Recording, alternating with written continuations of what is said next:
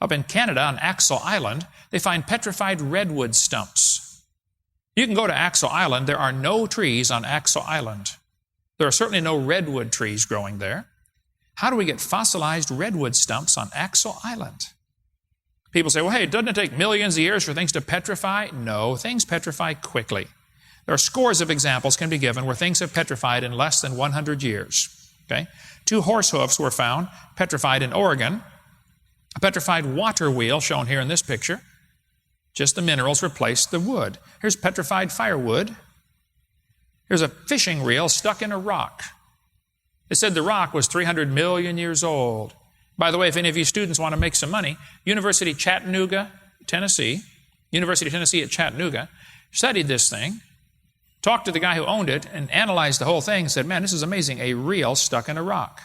If you can locate the owner of the reel and get me in touch with him, I want to see if he wants to put it on loan in our museum.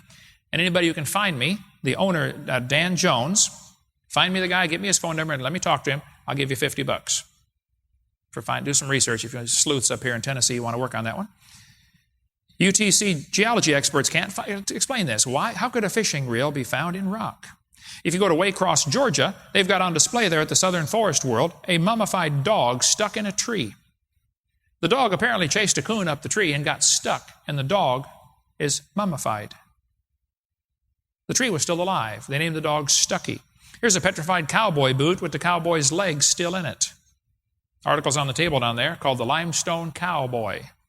Here's a petrified fish giving birth. Here's a petrified hammer found in Hawaii. A petrified hat found in New Zealand. Petrified crayon found in Arizona. Petrified pincushion found in Wisconsin.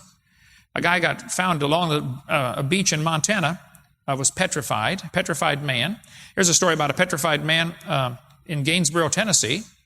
The guy died in 1881. They buried him. 14 years later, they were going to bury his wife next to him when she died. They dug a hole for Grandma's grave, and water seeped into the hole, into the grave. They said, oh, we don't want to bury Grandma in the water, so they buried Grandma someplace else. Then the kids got worried about Grandpa buried in the water. So they dug up the grave. The body inside had turned to stone, except the arms had rotted off. The rest of the body had petrified in 14 years in a coffin in Tennessee.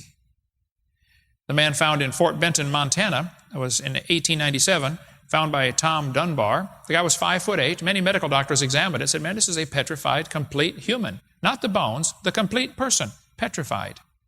A lady in Sao Paulo, Brazil, was 62 years old. She went to the doctor and said, I got a pain in my side. They x-rayed her and found a petrified skeleton of a baby inside. She was pregnant and didn't know it.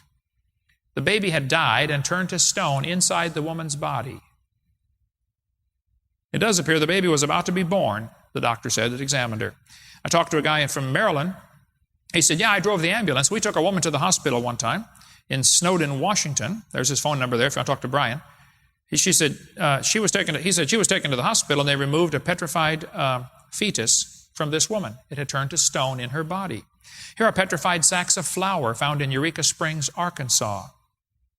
Here's a petrified pickle found in Montana. This is in my museum. It was found in this jar. The guy sent it to me. He said, Brother Hovind, I found a petrified pickle inside a jar. The lid rusted off. Would you want it for your museum? I said, of course. Who in their right mind would not want a petrified pickle for their museum? There's a petrified toadstool just south of Bloomington, Illinois, in an amazing museum called the Funk Gem and Mineral Museum in Shirley, Illinois. If you ever drive out there, stop and see that place. This kid in the picture here sent me these petrified acorns. He's 7 years old. He said, Brother Hovind, I put the acorns in a bucket of water hoping they would sprout, and I forgot about them. A year later, when Mama found them on the back porch, they had turned to stone in a bucket of water. Petrified acorns. Here's petrified peanut cluster in the Ripley's Museum in Florida. Here are petrified charcoal briquettes. We've got them in our museum. Come down to Pensacola and see the petrified charcoal briquettes. Here's what appears to be a petrified coconut. The whole thing is in our museum in Pensacola. Here's the fossilized arm to an octopus I referred to earlier. This is a replica of it. Petrified octopus arm. There's an article in Handy Farm Devices, published 1909, on how to make petrified wood. For centuries, people have known how to make petrified wood so it'll last longer.